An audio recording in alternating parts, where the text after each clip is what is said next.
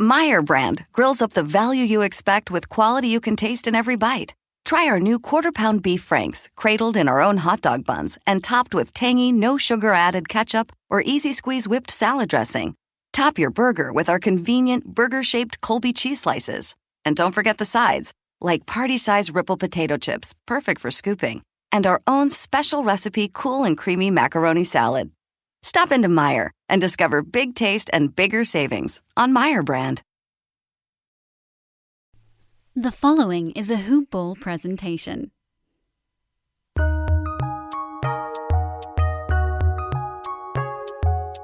Welcome to the Fantasy NBA Today podcast.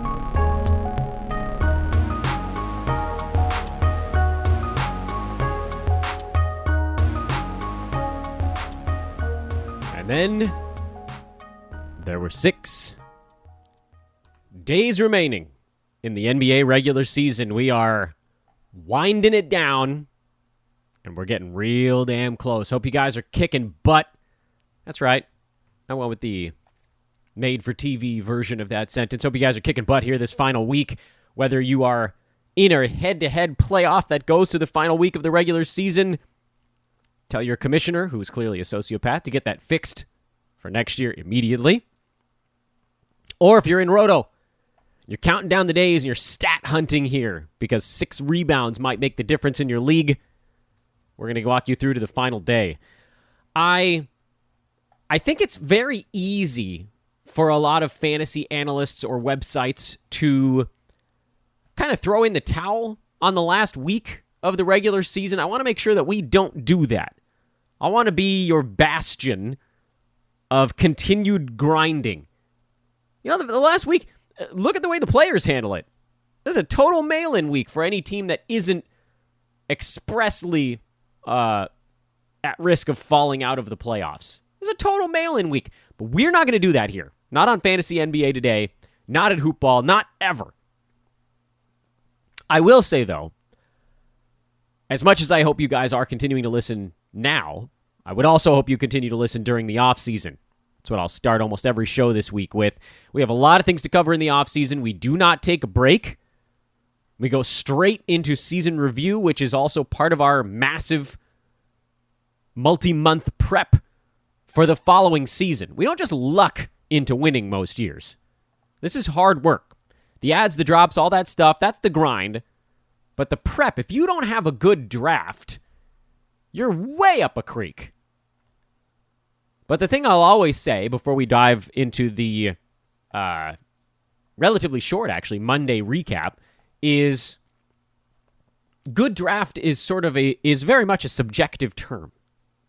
A good draft continues to basically mean that if you're in anything other than the most absurdly competitive, ridiculously high buy-in type of leagues, those ones you got to take a few more chances because someone's gonna beat you with the world's greatest draft. But if you're in, and guys, I'm in them with some of you dudes, and gals, I'm in pretty damn competitive leagues overall, and I'm always right in the top in every Roto league I'm in. I don't think I finished outside of 3rd in a non-keeper Roto league in like a decade almost. And the reason is we don't screw up our drafts. Don't screw up your draft. You might have a terrible draft pick, but you don't screw up the whole damn draft. Just don't do anything insane. And we position ourselves for that by value hunting at every turn. And the way we know where those values are going to be is by paying attention through the offseason, understanding what teams were trying to do this year and what they're going to be trying to do next year. Looking at opportunity and stat set and all that type of stuff and roles for the players. But that's actually a little bit farther down the board. It's public perception. Fantasy draft day is like playing the stock market. You're grabbing someone where the public perception does not match the actual production. Chris Paul is the perfect example of this. It hasn't mattered, and maybe it will finally, because Like he's worked himself into the MVP discussion now, for better or worse, and he's not the MVP, but he's worked himself into the discussion. That might actually catapult his public perception back up a few clicks, but after languishing in Houston while playing a role that he was uncomfortable with, no one believed he could ever be Chris Paul again. But it overshadowed the fact that this was a guy who, when he's running a team, or mostly running a team on the floor, was a first round per game guy, and at his very worst, a second round per game guy who, and then you play the durability thing, even if he played 70 to 75% of his team's games, he was still beating his ADP around 40 2 years ago. And this year there was a tiny bit more risk there, but his ADP was still like 34. And he's clobbering it again. So it's all about, and that's why the Dan Besbris Old Man Squad is such a fun and silly thing we do. And we have a goofball name for it. But it's really about finding boring guys. It's not so much that they're old, it's that they're boring. Chris Paul's boring. He has good fantasy lines, but look at his numbers for the year. It's boring. 16 and 9, 1.5 3-pointers, 1.5 steals, 4.5 rebounds, 49% from the field, 93% at the free throw line, only 2.2 turnovers. Assists at 9 are really the only thing you could look at and say, well, that's kind of exciting. The rest of his stuff is like, oh, he's scoring a tiny bit above average. 3-pointers, actually slightly below average. Rebounding, pretty good for a point guard, but sub-average compared to most of your fantasy team. Assists above, steals above, blocks below, field goal, free throw percent, both very good, particularly for a point guard to get that field goal percent. Low turnover, so great assist to turnover ratio. And you roll that all together, and you got a number 19 on a per-game basis this year. It's not sexy. We don't draft sexy. We draft value. Value. Clint Capela was a massive value this year. Miles Turner, prior to getting hurt, and that one sort of lucked into it a little bit. Massive value this year. You don't have to go get the sexiest pick in fantasy to win. You don't. Rob Covington, not at all sexy, but there he is, just like always. Roto just beating fools over the head with his reliable value. In the 50s on the entire season. That was after a really slow start. Remember that dude was at 140 after 6 weeks this year? How good do you think he's had to be since then to get to where he's at now? The answer is third rounder? Yeah, you got that right. There he is. Again. And they're up and down the board. And that's why we do fine. Don't screw up your top 5 picks. Do okay with them. Find boring guys, Tobias Harrises of the world, and you'll be fine. The teams that lose are the teams that take risks in the second and third round.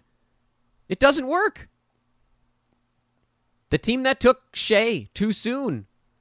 The team that took Kevin Durant, who didn't play at all this year. Don't do it. Sometimes they work out okay. You know, Joel Embiid, second rounder, he's pretty close to that on the year despite missing a whole bunch of ball games. What other risks were there in the relatively early rounds? Zion was a pretty big risk. He's actually generally been okay. LeBron, I thought, was a huge risk this year. Those teams aren't winning. AD was a pretty big risk. I did that in one league. Didn't work that great for me. Don't take a risk in the first 3 rounds. Just don't do it. You can win elsewhere. All you can do in the first 3 rounds is lose. Anyway, welcome to the show, everybody. This is Fantasy NBA Today. I am Dan Besbris. I thought we could take a few minutes to talk about draft strategy as we begin to think about the offseason. Just because Monday was a super short card, we are winding it down. We're going to still talk about the best streaming stuff going forward, particularly streamers of opportunity at this point, since we did a whole show on Friday about what teams' schedules looked like. If you want me to go through all of that again, you got another thing coming. Just go back and listen to the Friday show. I went in alphabetical order. You can find the teams pretty easily that way. History was made on Monday, despite the card being short and not super interesting from a fantasy standpoint. Russell Westbrook, 28, 13, and 21, triple-double to set the all-time mark now, breaking a very short-lived tie with the great Oscar Robertson. Russ now, with presumably a few years left on that career, is the all-time triple-doubles leader.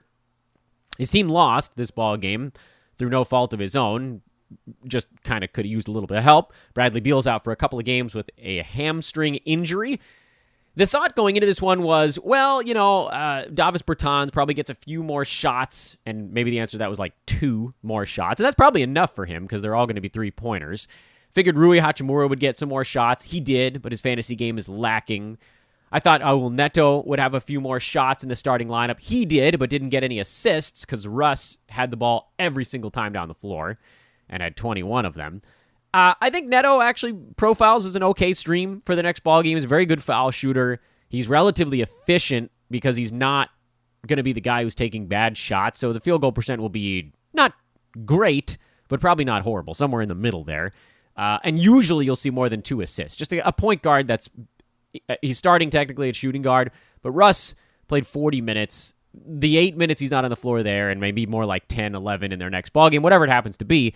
Neto's the point guard. And then you look at it and you're like, oh, well, maybe Ish Smith kind of screwed that up for him. And he sort of kind of did, but Ish only had 1 assist also. So it was one of those games where everybody was like, all right, well, like, we're not going to pass it because this is our chance to actually hold on to it. So what do? Well, you don't have to do anything. None of these guys is a must-stream guy. Bertans, I think, is your closest. Feel comfortable there if you're looking threes. And then Neto, if you're looking for probably a couple of assists and then some free throw percent. On the Atlanta side, relatively predictable lot. The only surprise here was that Gallo didn't get to the free throw line. He's a free throw percent streamer for scoring as well. He was fine in 21 minutes, but not very good. And one of the reasons you can isolate is that Deandre Hunter did finally make his return May 11th after that short-lived return near the end of March. Am I picking him up? I am not. They're going to be very careful with him after what happened last time. All he does is ruin Gallo as a streamer. So the Hawks now are kind of pared down to the top 4. Trey, Capela, Collins, and Bogdanovic. I would not use Herter or Gallo or Hunter for any reason whatsoever. Herter, by the way, is your closest of those 3, but to me, none of them actually makes the cut. Indy beat a tanking Cleveland team 111-102. Harder than it should have been. For reasons not entirely known to me. I guess I would have to say rebounding, because Indiana had 1 guy getting rebounds. That was Sabonis, who had 20 of the team's 47 boards in the ballgame. Cleveland out-rebounded them 50-47. Cavs shot 36% in this game. Indy 50, and they only lost by 9. Free throw discrepancy was also a pretty big deal there. Indiana sort of don't care. Sabonis, very good. LeVert, obviously very good. These guys have ridiculous usage right now. Keelan Martin had 25 and 7 off the bench in 25 minutes. Do I trust that to happen again? Yeah, maybe. I'm probably not going to do anything with it just because we don't know enough about his fantasy game to say, here's what you can expect. He hit some threes. He made his shots. He's not going to shoot 69% every game. The rebounding was okay. It seemed like he actually ended up playing a decent amount of forward minutes for Indy yesterday. But as far as the Cavs go, you're Sabonis, LeVert, McConnell, and if you're going any other direction there, you have bigger stones than I. You got Batadze if you just need blocks. He got 2 of them in 9 minutes. Holiday if you're looking for steals, though he did have 3 blocks and 3 threes in that ball game last night. And then if you're really saucy, you go Martin and just say that's a full-on roll of the dice and say I don't know what you're going to do, but I'm hoping you're going to do a bunch of it. I'm not. Cavs side is a little bit more interesting because they got a bunch of guys out right now. Darius Garland is missing. Cedi Osman is missing. Those are the guys that may or may not be back before the regular season is over. In the meantime, Colin Sexton had a usage of 38 in this ball game, took 26 shots and missed most of them, 12 free throws and made most of them, 25 points, 5 boards, 8 assists. You can fire up Colin Sexton and just hope that the shooting is better in the next one. Jared Allen, he's a go. The absence of both Osman and Garland does, and Love, by the way, sat this one out because it was a back-to-back, so you'll probably see Kevin Love back for the next one, which makes me a little bit reticent about some of these other dudes. Like, Isaac Okoro took 20 shots in this game. By the way, please keep that up, Isaac, because somehow I ended up with your god-awful throwdown moment in the Top Shot pack yesterday. So I'm going to need Isaac Okoro to become really good over the next year and a half because that moment isn't worth anything right now. He had 22, 10, and 4, so this is good for him. His fantasy stat set isn't that great, which means when guys have kind of crummy stat set, there's a pretty obvious correlation here. If you have a crummy stat set, you need a truckload of usage to hit any kind of value.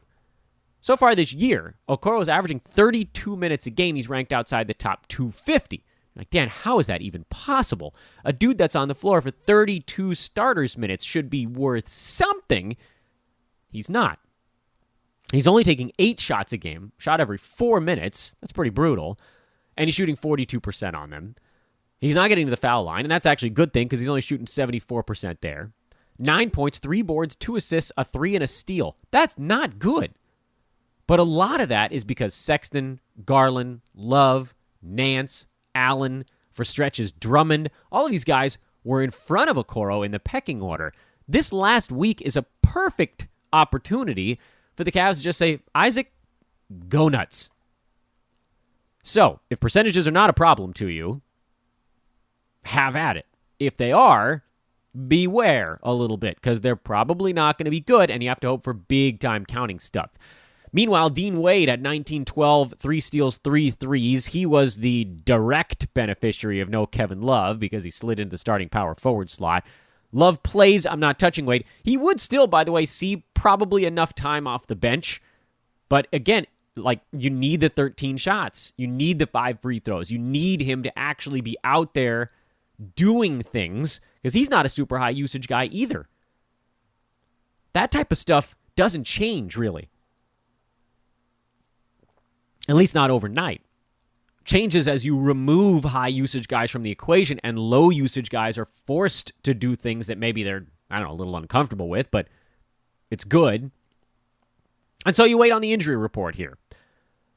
I'm not going to touch either of them, Wade or Okoro, but if you're going to go for either, you probably go Okoro because he's starting regardless, and maybe this last game unlocked another gear in, okay, I can go shoot now. Season's done. Doesn't matter if I make mistakes. We're out of it. Guys in front of me in the pecking order are out. Screw it mentality.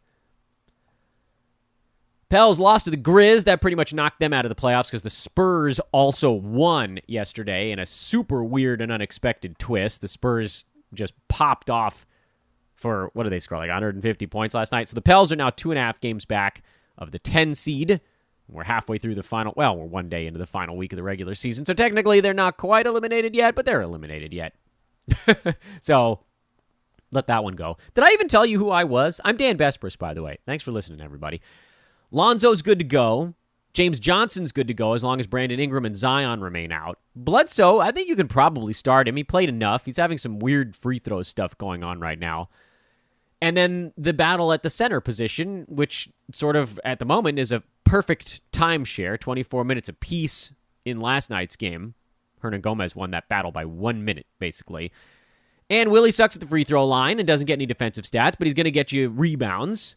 And Jackson Hayes also not very good at the free throw line. Generally will get you some defensive stats, and actually had some threes in this ball game in an interesting twist.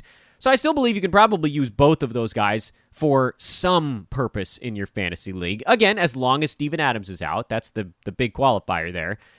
Naji Marshall started at small forward, double-double, 3 steals and a block. He's an horrendous foul shooter, so you're playing with fire there. The guy that we should all be paying attention to is Nickeil Alexander-Walker, who had 18 points, 6 assists in 24 minutes. He's on a cap right now, but as this final week winds down, you might be looking at 2 really big games from Alexander Walker towards the weekend. Keep an eye on that. I don't think you need to make the move on that today, but do it when his next one approaches. For the Grizzlies, Jaren Jackson Jr., he's getting himself ramped up. Played 27 minutes here. You're starting to see now he had the big adrenaline, then the little dip.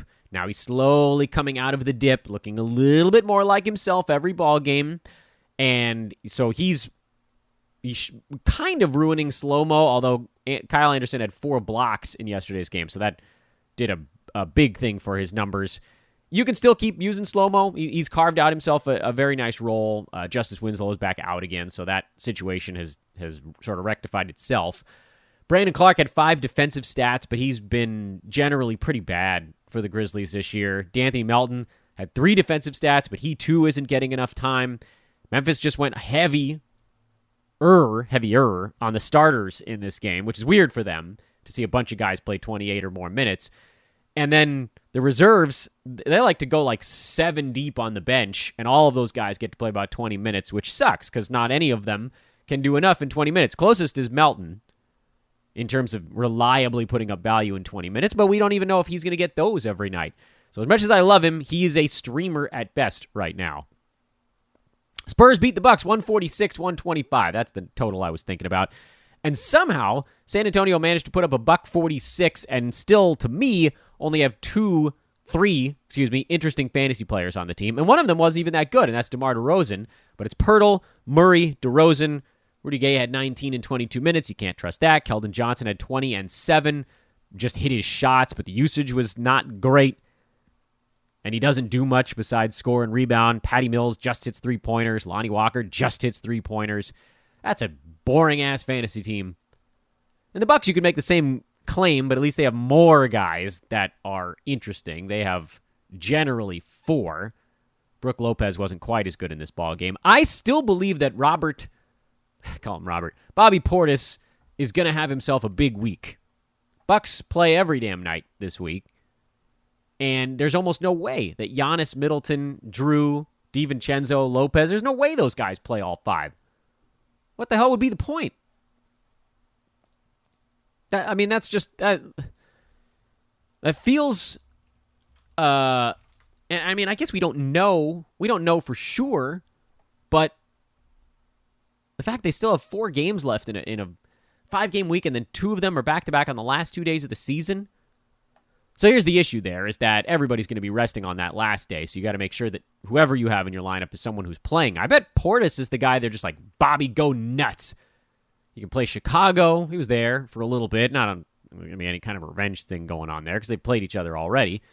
But, yeah, I think I would actually just pick up Portis for these last 4 games this week. I think you probably see Bucks resting tonight against Orlando. Bobby's just going to have somebody out almost every game. And this is his week to go get it. Whatever he wants. It's yours, Bobby. Take it. Immortality. Utah lost at Golden State. Steph Curry, big 3-pointer late in that ball game. He had 36.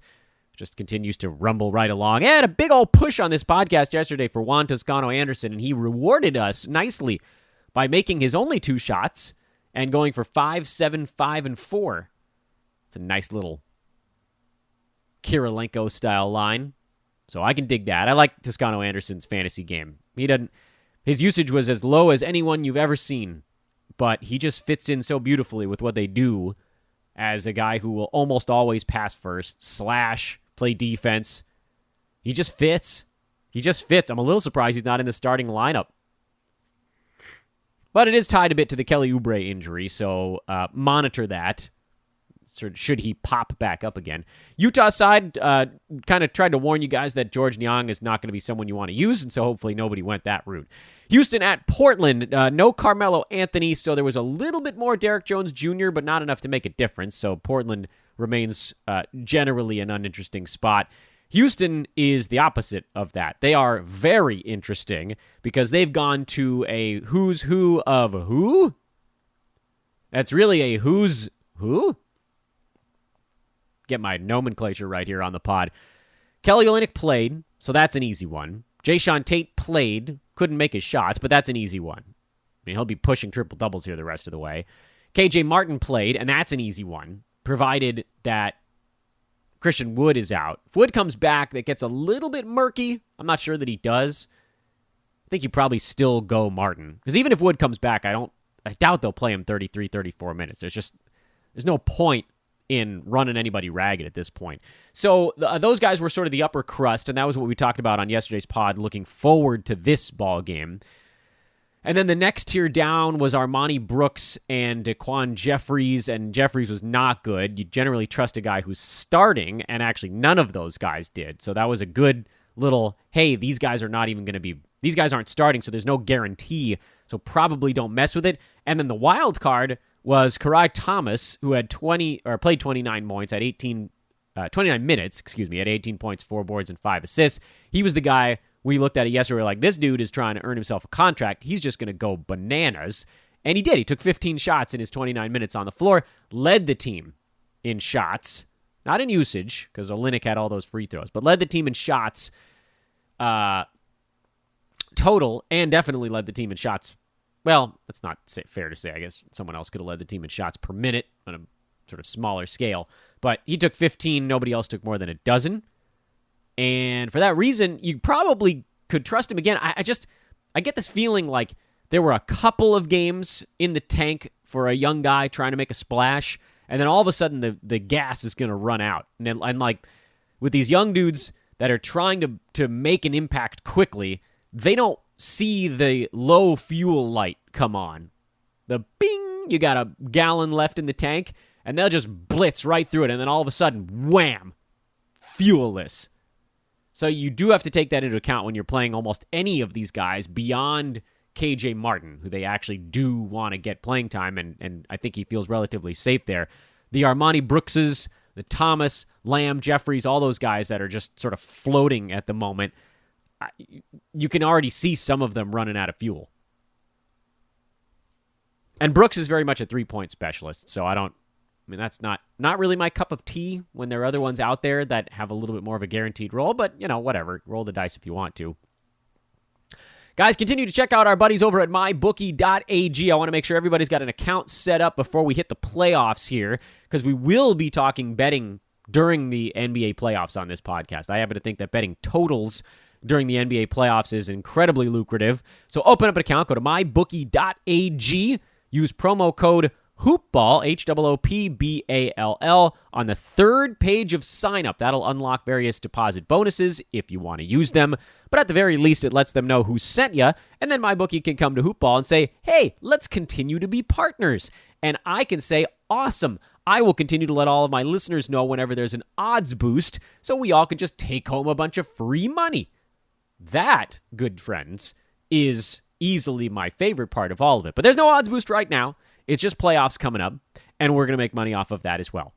And if you want to know who to bet on, you should just be following Aaron Brewski, our founder, who's been on a 60% tear since the All-Star break. 2 freaking months. That's over like 115, 120 plays he's made. He's cracking 60% over that entire run. It's pretty remarkable. That's in the Wager Pass at hoop-ball.com. That's for $9.99 a month. That runs year-round. We have betting on baseball going right now, golf, MMA. There's all sorts of good stuff in the Wager Pass. That's at hoop-ball.com. Click on the Premium tab and select Wager Pass. And then again, open up an account over at mybookie.ag with promo code HOOPBALL. Tonight, pretty hefty size card. We got an 11-gamer coming up on this Tuesday night, so you may be locked into some overload situations on your fantasy team. And if you are, let's see if we can pull anything apart here in a very quick nightly preview, because, who cares, really? Denver is at Charlotte. I think the only thing you're monitoring there is whether or not the Nuggets are going big or small in their starting lineup. Will it be Austin Rivers? Will it be Paul Millsap? Will it be JaMychal Green? As I said yesterday, the one of those 3 guys I would trust to throw into a lineup if we find out they're starting is JaMychal Green. If he is going to get starters minutes, he'll be good enough to go. Charlotte, nah. Minnesota, nah. Use their 4 main guys. That's enough. Detroit, seems like the veterans are all out. So that makes our lives a little bit easier there. So you can go with the Isaiah Stewart, Sadiq Bey duo. If you're willing to brave the Killian Hayes turnovers, that would also be okay. Miami, Boston, Jaylen Brown. Ooh, buried the lead a little bit on that one. Jaylen Brown has a torn ligament in his wrist, so he's out for the remainder of this season and the playoffs for the Celtics. That means Evan Fournier gets a pretty good-sized bump. You can go ahead and use him confidently the rest of the way. Miami, you guys, we talked about there's no valuation changes there. Ariza's been above it. All those other fringe guys have been below it. Duncan Robinson, the closest of the remaining few. Clippers, just use the top 3. Make your life simple. Toronto, this is your homework game, by the way, and it's a homework on the news going into this game. I think you can feel pretty confident using Malachi Flynn. We just found out that Chris Boucher might play in this ball game, which would put a bit of a dent into our Khem Birch love. I think both of those guys ends up holding value, but it's not guaranteed. And then you have to see if any of the other regularly scheduled starters are out there. But beyond that, you're trying to see if anyone on this Raptors team can carve out an actual role with fantasy appeal, because a lot of their guys don't have that. So pay attention close to the news in that Toronto game. Dallas, same thing. We want to know if Luka Doncic is getting himself suspended for this one or not. I don't think there's been a ruling on it yet. At least if there has, maybe it happened during our recording. I haven't seen anything. Oh, JV is doubtful. That's crummy. That just flashed across the news. Womp womp. Ah, well, got yourself a Xavier Tillman stream. Cool beans, man. Got to make a decision quick on that one, though. Brooklyn, they've really turned themselves into a star power team at this point. KD, Kyrie, Blake Griffin have been good enough lately. Sounds like James Harden is trying to make his return tomorrow for the Nets. So mark that one down, because KD probably sits the back-to-back. Don't know. Maybe they try to get all their guys in together. Chicago, Levine, Vooch. Kobe White's been good enough lately. Thad's been good enough lately. I don't think I'm going anywhere beyond that. Philly, watch the news again. If Simmons is out, you get Thibault. It's probably about as far as I go there. Indy, we already talked about them. Orlando, it's the Moes. Team Mo. Wagner, Bamba. Good enough for me. Milwaukee, it's Bobby Portis time, man. It's coming. I'm telling you guys, it's coming. Half this team is going to get rested at some point over the course of today. They're currently favored by 13. You may just want to set up a middle. Take Orlando plus 13 and then wait for half of the Bucks to get ruled out at 2 p.m. and then take Milwaukee at like -5. Someone's sitting. I don't know what it's going to be, but it's going to be someone. Phoenix, nothing. Warriors, talked about them already. Thunder, I wouldn't touch them. Sacramento, sounds like all of their guys that are getting close are still doubtful or questionable. So keep an eye on the news there, particularly De'Aaron Fox. Sounds like he's probably the closest to getting back of the Fox, Halliburton, Barnes contingent. The Knicks in LA taking on the Lakers. A little surprised the Knicks are a 5.5-point underdog, but I believe that's because LeBron is expected to return for this ball game. And we don't really know how right he's going to be. I've got to think that there's still a pretty good amount of rust there. I would love the Knicks, looking at that thing from a betting standpoint. But in terms of fantasy stuff, LeBron coming back does completely destroy anything that was going on for the Lakers beyond Anthony Davis. So Alex Caruso, no. Any other big men, wings, whatever. KCP might have a little bit of value as a three-point and steals guy, but again, with LeBron back, I don't know that you can trust him to get enough shots to actually clear that hurdle. And that's it. We'll go short today. We'll go short. We're wrapping things up here. There aren't a whole lot of other things that we want to talk about because we're not hunting upside or anything like that. Towards the end but by the way, we'll also do a little bit during the wrap-up of the regular season on keepers and dynasty and things of that nature. So we got a lot coming up here. Please do stick with us for now through the offseason, all that good stuff. Follow me on Twitter at Dan Besbris, DanBesbris, or just Google search Dan from Hoopball. Hoopball is at Hoopball Fantasy, the Twitter feed for the fantasy news feed as news breaks, which is where I get most of my news, such as the Malcolm Brogdon still out. Just saw that one as well. And I think that's all the important stuff besides my bookie, which I already told you about. All right. Have a great Tuesday, everybody. That's it. It's weird. Shorter shows here coming up for the next couple of months, I guess. This is Fantasy NBA Today, a Hoopball presentation. You guys have a lovely one. We'll talk to you tomorrow. So long.